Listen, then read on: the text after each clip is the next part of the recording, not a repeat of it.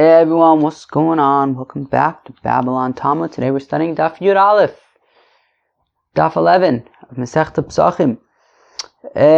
So the first bulk of the Daf concerns a machlokas about eating things that you shouldn't, right? It stems off of the machlokas that we started yesterday in the Mishnah about the latest possible time to do b'dikas chametz. Rabbi Yehuda was concerned that if you do b'dikas chametz during the shas ha'isur, right, once it's already asur, you might end up eating it. So we go into a whole discussion about eating, being concerned about eating things that you shouldn't. That leads into other interesting discussions. And then we get into a new Mishnah which discusses the latest time to eat chametz.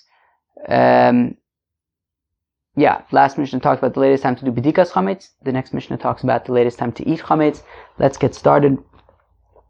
We are on Daf Yud Amud Beis, 2 lines from the bottom. Umi gazer Rabbi Yehuda d'ma'asi l'meichel minei.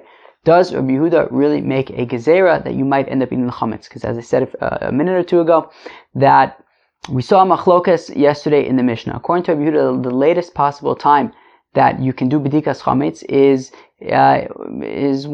until chametz becomes asur midoraisa, right at the end of the 6th hour. Up until then, you could still, if you haven't done it yet, you could do b'dikas chametz. Comes the beginning of the 7th hour, says Rabbi Yehuda, you can no longer do b'dikas chametz because we're concerned that while you're doing the b'dikas chametz, you might find something good, and if you find something good, you might eat it. Whereas the Chachamim say that you can continue to do b'dikas chametz up until Pesach begins. They are not concerned that if you find something good, you'll eat it. So, ve'atnan, but one second. Misha kareva omer. Once the korban ha'omer was offered, who can tell me what the korban ha'omer is? No? Loud, I can't hear you. The korban ha'omer is the, we do sfiras ha'omer, right? For 49 days. That begins on the second night of Pesach. So, that coincides with the korban ha'omer that they would offer on the second day of Pesach. That was a barley. It was a meal offering, a barley flour offering that was offered on the second day of Pesach. Now, what is interesting and significant about this particular offering is that it allows all of the new grain to be eaten. That there's a concept, maybe people have heard of it, called chadash and yashon, right? Sometimes maybe you'll see on a bakery that it'll say like we only use yashon flour. What that means is that the produce, the grains of the new year, of the new harvest, are not allowed to be eaten until the korban ha'omer has been offered. Okay? So any barley or wheat or whatever that you harvested that year, you gotta wait until the korban ha'omer is offered. Once the korban ha'omer is offered, you can now eat the harvest of that year. Okay. Interestingly, in the Beis Hamikdash, though, that only allows barley. Wheat still has to wait until the Shtei HaLechem, which is offered on Shavuos. So, Tanan, we learn in the Mishnah, Mishikar va'omer. So, immediately after the Korban HaOmer was offered on the second day of Pesach, Yotzin umotzin Shuke Yerushalayim she'mileim kemach v'koli shelo b'tzon chacham divrei Reb Meir. That immediately after they would often offer the Korban HaOmer, you'd go out to Shuk Machne Yehuda, and all of the bastot, all of the stores are selling flour and dehydrated grains from the new crop. And now, this is the second day of Pesach. When did they prepare all this flour? When did they dehydrate all this grain? So, mistameh, they did this before Pesach. Now, before Pesach, you were not allowed to eat it yet because it was before the Korban HaOmer was offered. And yet these people were preparing these grains at a time when they were not allowed to. Now, Reb Meir says that the Chacham was shelo b'tzon Chacham, that the Chacham were not thrilled about it. Rabbi Yehuda omer, b'tzon Chacham hayu osin, v'lo kagaz Rabbi Yehuda d'ma'asi l'meichel minei. Rabbi Yehuda says it was totally cool. There was no problem with it.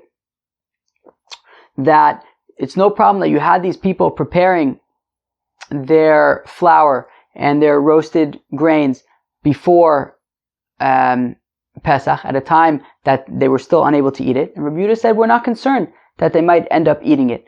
So how come when it comes to chametz, Rabbi Yehuda is concerned that you might end up eating the chametz if you do bedikas hametz, once it's already asur to eat. And yet when it comes to the korban ha'omer, he says no problem. You can prepare your flour and roast your grains, even though you're not allowed to eat them yet until after the omer. And he seems to say that was no problem.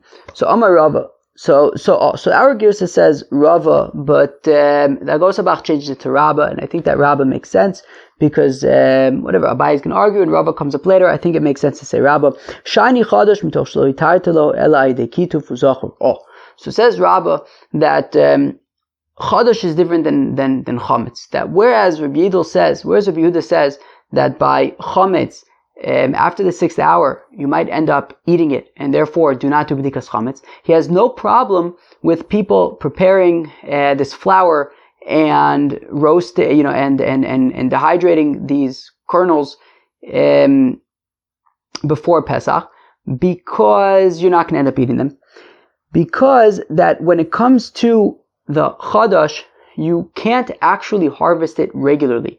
You have to harvest it with your hand, like just pluck it off the ground. You can't actually use like a sickle or something like that. And therefore, since you have a different process for how to harvest this grain prior to the korban ha'omer, therefore you'll remember and you will not end up eating it. So Abaye now says to Rabbi, he says, okay, so that suffices, that sufficiently explains why maybe you won't eat this grain while you're harvesting it, because you're doing it in a different way. But what about when you're grinding it? You're grinding it the normal way. What about when you're sifting it? You're sifting it the normal way. So, halokasha, that's no problem. That when you grind it, you also do it differently. You use a hand grinder.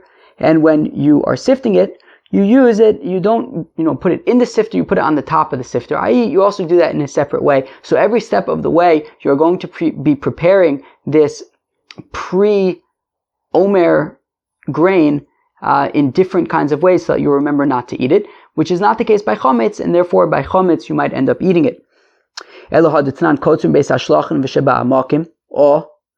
Avalo Gochin, let's read that again. But what about the Mishnah in Menachos that says Kotzum Beis Hashlachim, that you're actually allowed to harvest regularly the Beis Hashlachim? These are fields that you irrigate as opposed to that just rely on rainwater. V'sheba Amakim, or fields that are in the valleys, that they wouldn't harvest the korban omer. They wouldn't actually use these fields for the korban omer. And we learn out from Gzeres HaKasav that you would actually be allowed to harvest them regularly, even prior to the korban ha'omer. You wouldn't be able to eat them, but you can harvest them regularly. Well then, shouldn't you be concerned that you might end up eating them? So avalo gochim, but you don't put them in a pile. V'ukimna Reb Yehuda, and we say that is like Reb Yehuda. Sma'ik l'meimar. So how do you explain that? Right? If Rabbi Yehuda is concerned that you might end up eating chametz because, after it's shasa iser, and if you're doing b'dikas chametz, you might end up eating the chametz. Well then, why does he have no problem with the harvesting and preparing and making flour out of the chadash grain before the korban ha'omer? Because after all, he seems to be saying that you'd even be able to prepare grain from these Beis Hashlachin and Sheba Amokim, these places that you can just harvest regularly, and he's not concerned you're going to eat it. So Elo Amar Abaye Chodesh Badumine Chametz Lo Badumine. So rather, Abaye explains Rabbi Yehuda that when it comes to Chodesh, you're used to not eating it, right? Everyone knows that the new harvest you are not going to eat until the Korban HaOmer is offered, and you're not eating any of it, right? It's just sitting there, right? It's just waiting there until the Korban Omer is going to be offered. You know that, that grain over there, we don't touch it. And therefore, because the whole sort of experience of this grain until the Korban Omer is offered is always like separated from you, and you're not eating it anyways, so therefore, we're not concerned that when you're finally allowed to prepare it so that after the Korban Omer you could sell it in Shukn Machne Yehuda, well, we're not concerned that you're going to eat it, as opposed to chametz that you've been eating all year round, we're concerned that if at the very beginning, like even before Pesach even starts, you're doing b'tikas chametz and you find a good geschmacke,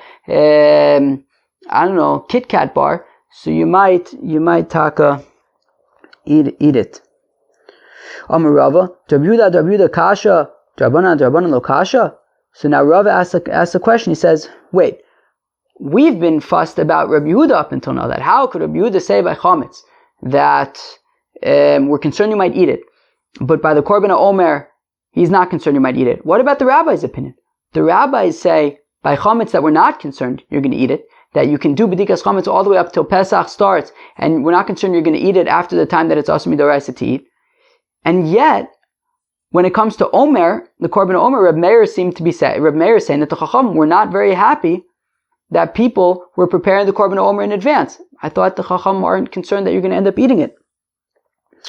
So Ela Rava rather says Rava, Drabuda lo kasha kedishaninan. Okay, so Rava is satisfied with Abaye's answer about the Rabbi Yehuda question, which is that chametz you're used to eating, and therefore Rabbi Yehuda is concerned that you might end up eating it while you're doing the bedika. Whereas chadash, you're used to not eating it, and therefore Rabbi Yehuda is not concerned that you're going to eat it while you're preparing it for after the Omer is offered. Now Drabanan nami lo kasha. And Rava answers that on the rabbis it's also no problem. So says Rava that yes, the rabbis are generally concerned that you're going to eat things that you're not supposed to eat, and that is why when it comes to chadash, they say they were not happy that the store owners at the Bastot and Shuk Machne Yehuda were preparing the flour and dehydrated grains from the chadash before the Korban Omer was offered. They were not happy about that because they are generally concerned that you would end up eating it.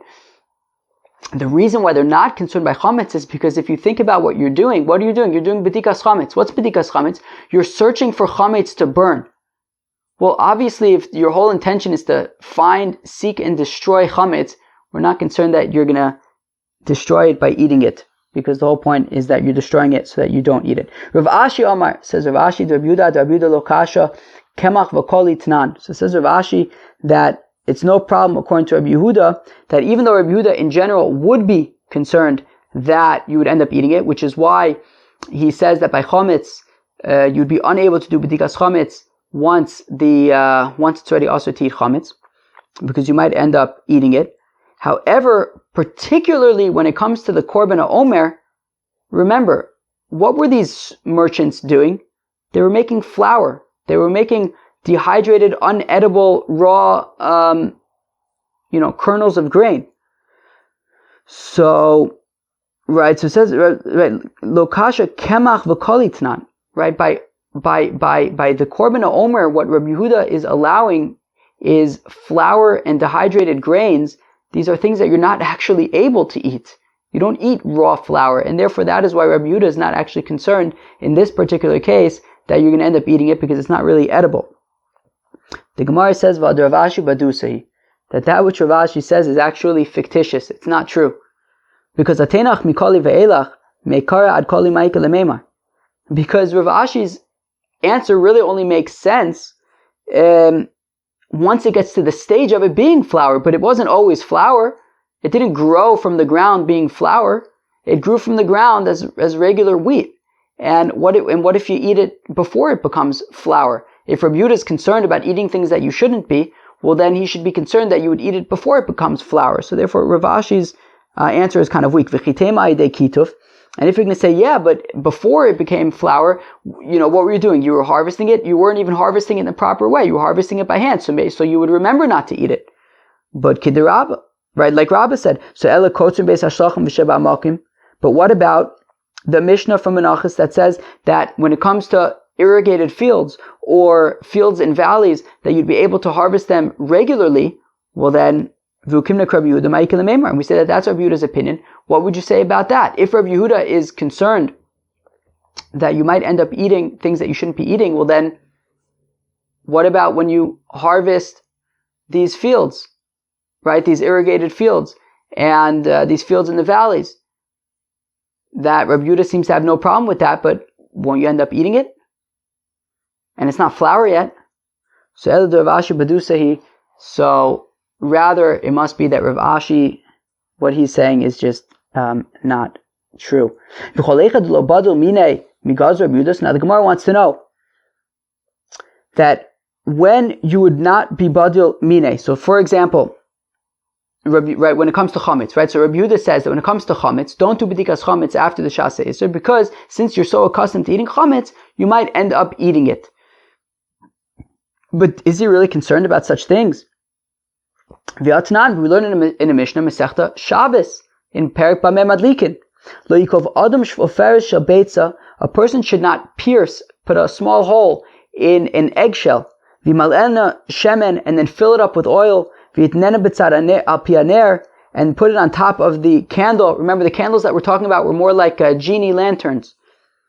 B'shvil shtei min hatefes, right? So, one of these candles, they can only hold a certain amount of oil. So if you want to, have like an oil extension, so you have an idea.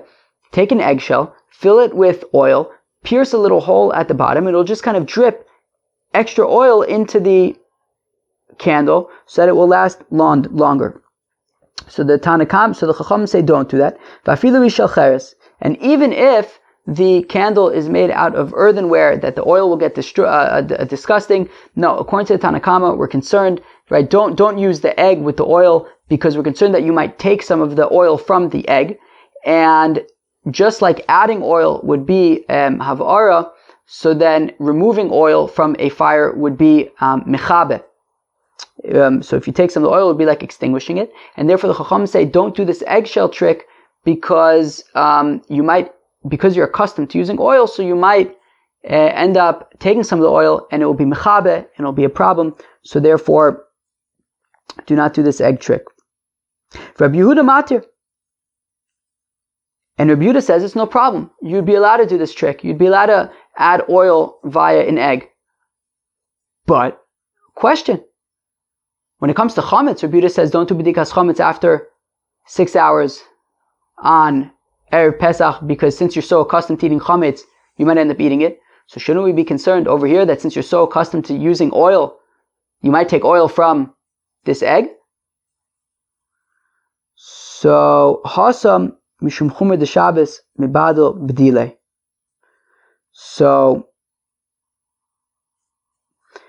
over there, when it comes to Shabbos, because Shabbos is so chamor, because Shabbos is so stringent, we learned Masechta Shabbos, we know Korban Chatas, Kares, Skila, right? It's a very serious thing.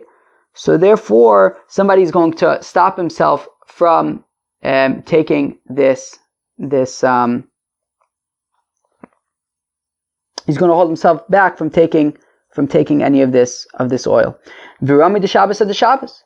But one second, we have kashas when it comes to Shabbos. We seem to have some inconsistencies when it comes to Shabbos. The Tanya is, we learn in the Brisa, chevel dli shenifsak. This is almost the Shabbos stuff, right? If you have a rope from a pail that broke, right? Let's say you have a bucket and you use the bucket to draw water from a well, and there is a rope for that bucket, and the rope snaps.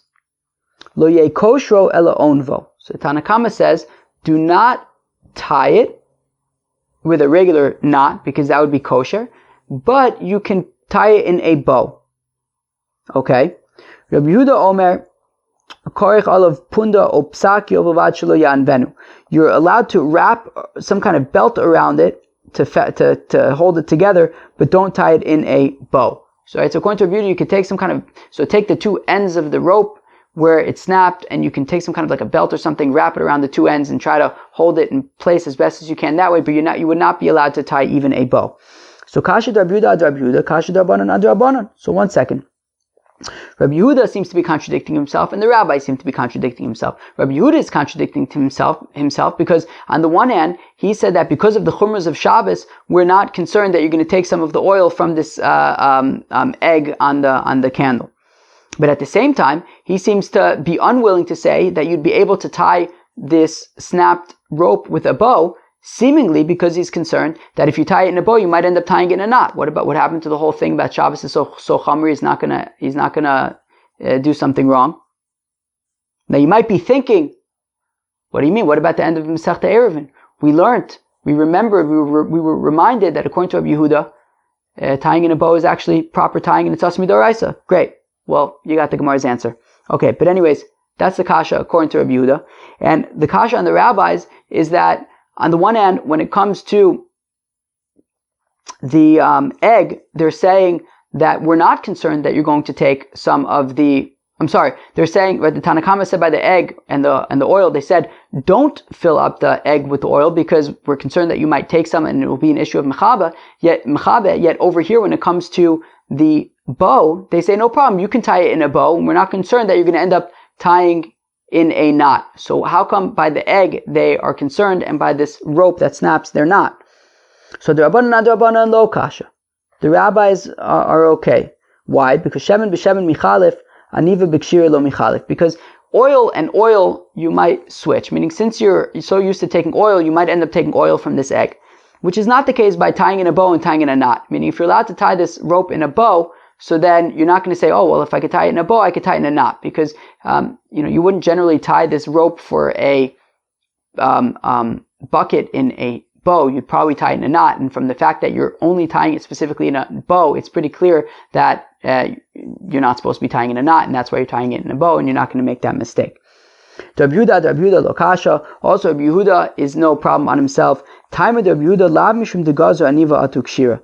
The reason why Rabbi Yehuda says, do not tie this snapped rope in a bow, the reason why he says that, it is not because of any kind of gezerah, in which case it would be a question, but I thought Shabbos is so chomer that we don't need to make those gezerahs. This isn't a gezerah. Elo mishum dekasava aniva gufa kshirahi.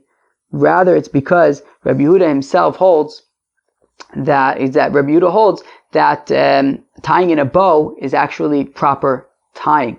And therefore, that is why you're not allowed to tie in a bow, because it's not a gezerah, it would actually be a malacha itself, and therefore Rabbi Yehuda says that is why you're not allowed to tie this rope in a bow, because it would be a proper knot, and rather find some kind of belt that you can wrap around the two broken ends. Virami rabbanon ad rabbanon. But now we have a kasha of the rabbis unto themselves, right? The rabbis said that we're not concerned that you're gonna if you could tie in a bow, you're gonna tie in a knot, because you're not going to confuse aniva with kshira. But let me ask you a kasha. Titnam, we learn in the Mishnah, koshin dli bipsakya, that you're allowed to tie a bucket with a belt, avalo bechevel, but not with a rope. Meaning, if you have a bucket and you want to tie a rope to the bucket so that you can draw water with it, so we say, according to the Chachamim, koshin dli b'psaka, so you can use a belt, right? A belt to tie around this bucket, because your belt, you're not going to leave it. It's not going to be a kesher shel kayama. You're not going to leave it there forever because you need your belt. Avalo bechevel, but do not use a proper rope, because then you might make a permanent rope and leave it there. Rabbi Yehuda matir, and Rabbi Yehuda says no, it's no problem. Now chevel demai, what kind of belt are we talking about? Ilema chevel de alma. If we're talking about just a regular rope, right? When it says chevel, when it says rope, if we say it's just a regular rope, Rabbi Yehuda matir, how could Rabbi Yehuda possibly say that would be permitted? Kesher shel kayama, it's a proper knot. You're just going to leave it there forever. Of course you would be unable to do that on Shabbos. Divade asi livtol livatule. Certainly you're going to leave it there forever. Ela pshita digarde. Rather, it must be that we're talking about a weaver's rope. Vigazur abon chevel digarde atu chevel da'alma. And whereas Rabbi Yehuda says you'd be allowed to use a weaver's rope, the Chachamim say don't use a weaver's rope, because if you use a weaver's rope, you might end up using a regular rope. So the question is, how come they're concerned about using a weaver's rope? Because then you might use a regular rope, yet they have no problem with tying in a bow, even though it may end up tying in a knot. And they say, don't worry, you're not going to end up tying in a knot. What's the difference? So we say there is a difference. Bechevel michalif aniva b'kshira lo michalfa. I'm sorry, I skipped. Chevel b'chelef michalif aniva b'kshira lo michalfa. That you can mess up two types of ropes, right? If you have a weaver's rope and a regular rope, you might mess that up according to Chacham. But you are not going to make a mistake and say, well, if I could tie in a bow, I could tie in a knot. That's not going to happen. That is their opinion. Says the Gemara, B'cholecha debadul minei lo gazer Rabbi Yehuda. So 1 second. So now going back to Rabbi Yehuda. So Rabbi Yehuda had said that in any place where you normally separate yourself from, such as chadash, he said, look, you don't usually eat chadash, therefore we're not concerned that you're going to eat it when you're preparing it to sell the day after right after the Korban Omer. So we said that any place where you're separated from it, so lo gazer Rabbi Yehuda. Rabbi Yehuda is not concerned that you're going to end up, doing what you're not supposed to do.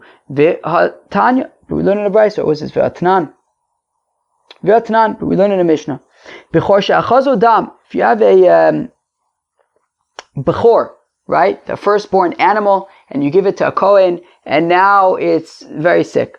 So afilu hu meis, even if it's going to die, ein makizin lo dam div Rabbi Yehuda. Rabbi Yehuda says, do not bloodlet from this animal. What's the problem with bloodletting from this animal? Well, it might get a mum, might get some kind of a blemish that would make it unfit to be brought as a korban, and therefore we say, do not bloodlet this animal out of concern that you might make a mum.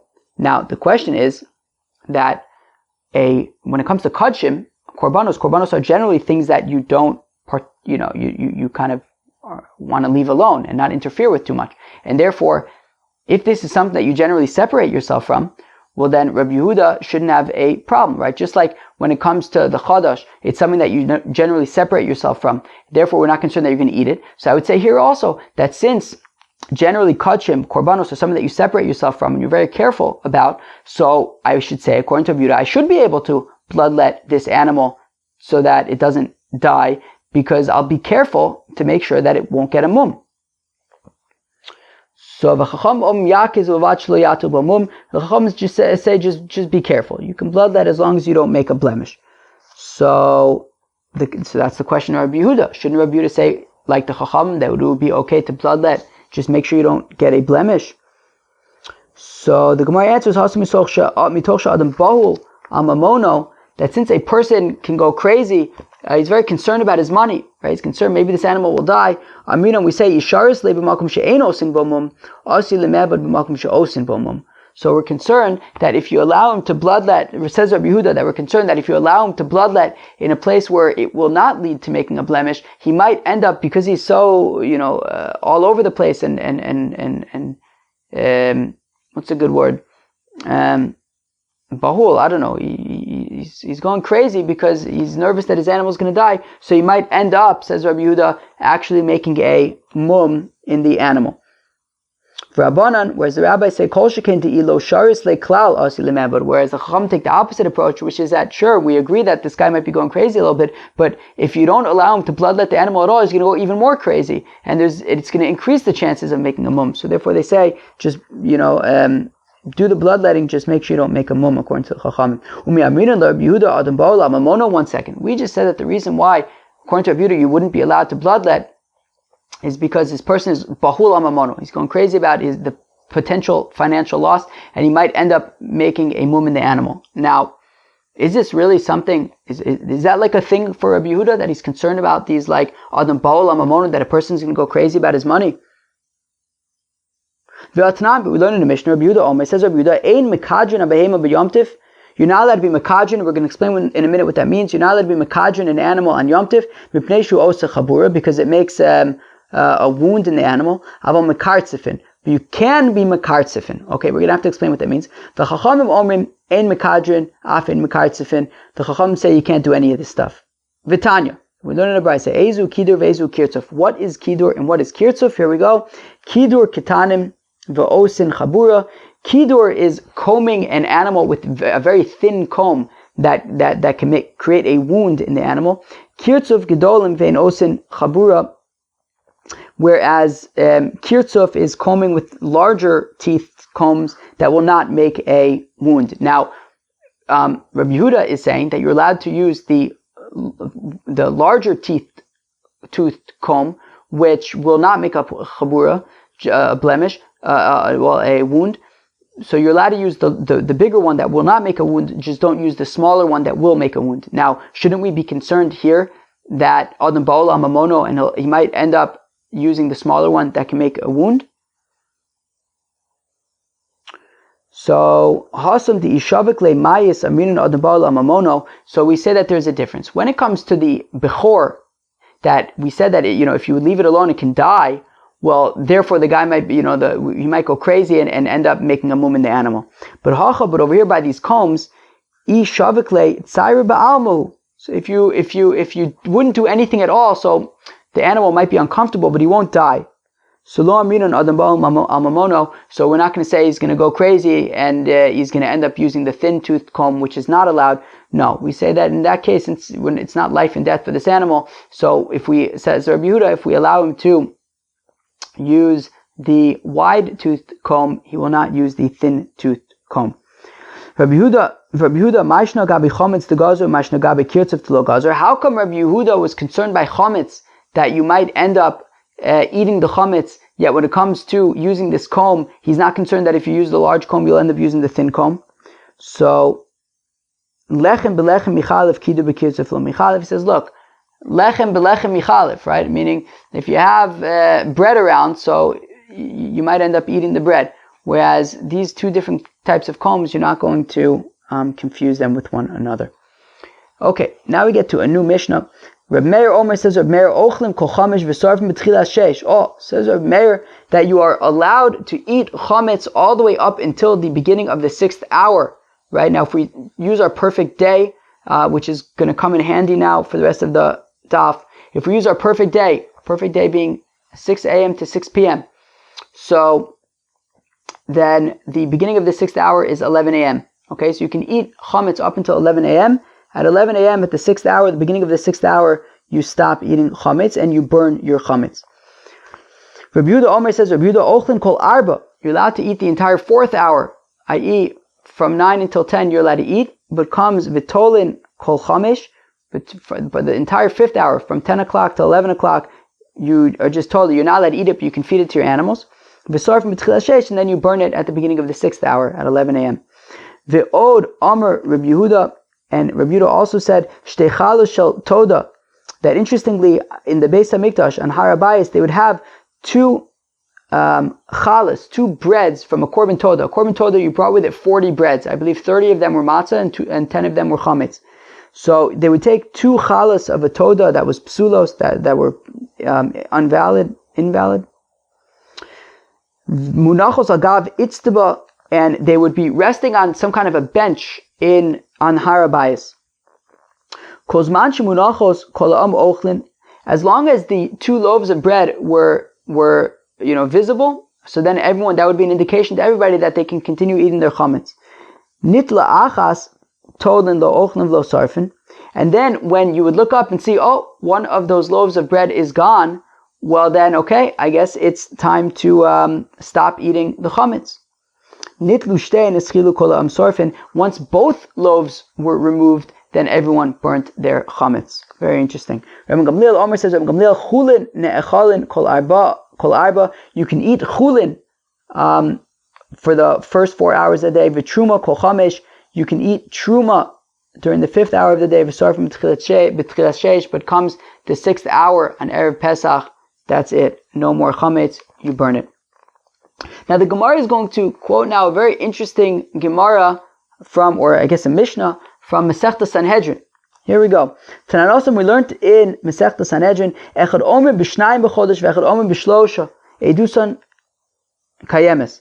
So let's say you have a murder, right? Reuven and Shimon are testifying that they saw Levi kill Yehuda.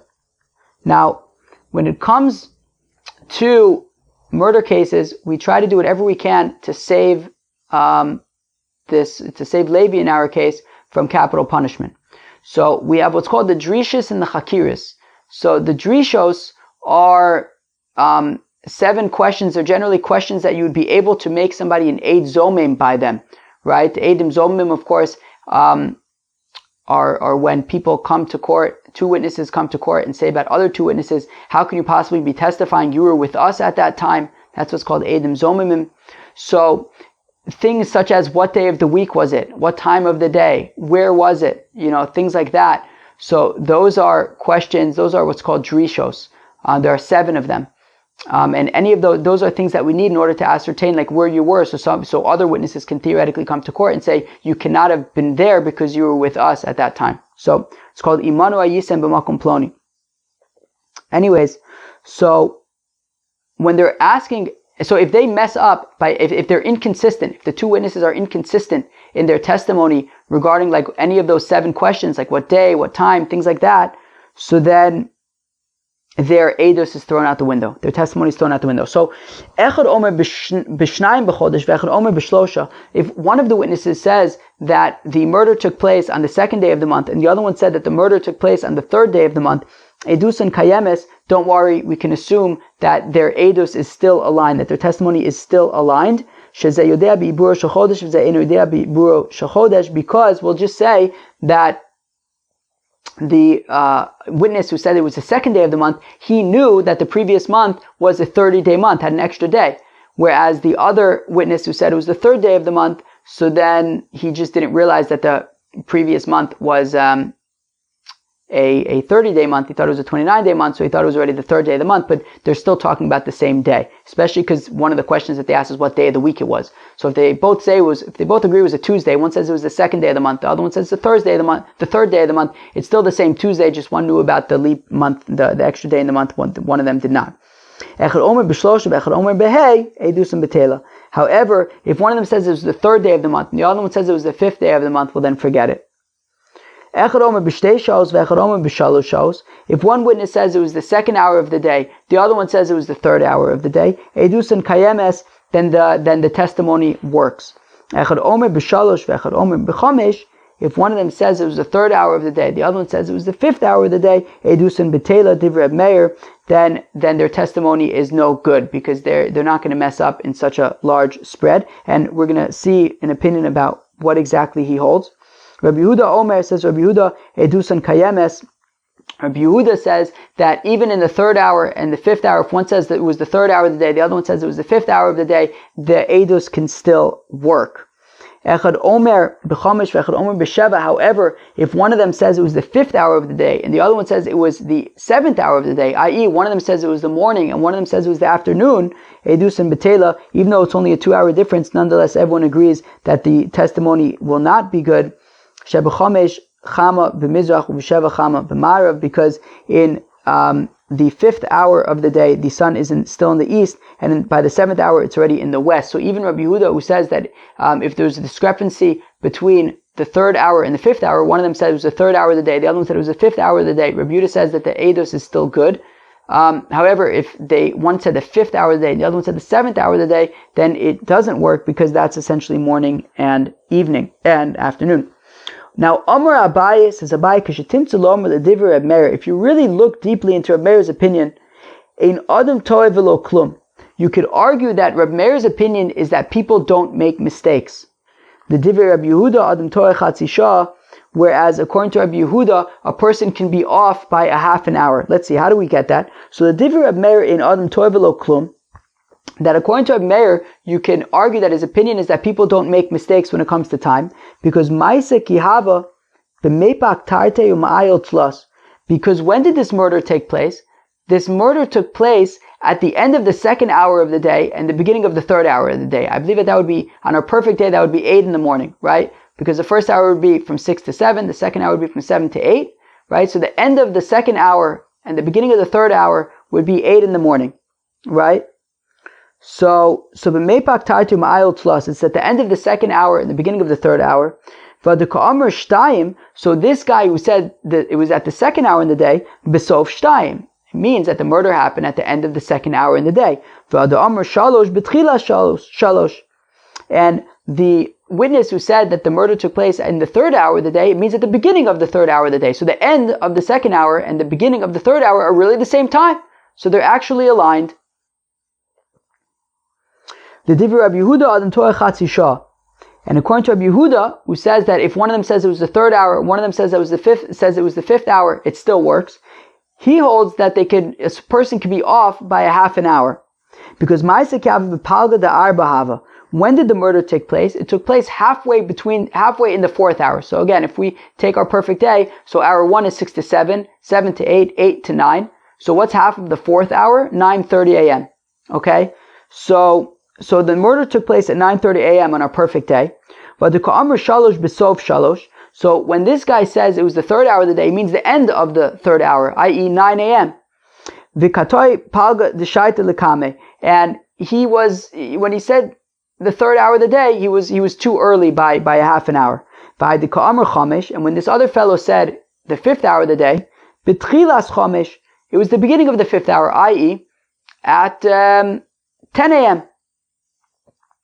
So vikatoi palga d'shaita la'achore, in which case he's making a mistake by being a half an hour too late, right? So this murder took place at 9:30 in the morning on our perfect day. So the first witness who said that the murder happened at 3 hours, it means the end of the third hour, i.e. 10 a.m. And the other witness who said that it happened at the fifth hour of the day means the beginning of the fifth hour of the day, i.e. 10 a.m., right? So the murder happened at 9:30. One of them is saying essentially that it happened at 9. The other one says that it happens at 10. So really each one is off by a half an hour. So that is Rabbi Yehuda's opinion. Ikadamri, that those who say Amar Abaye, says Abaye,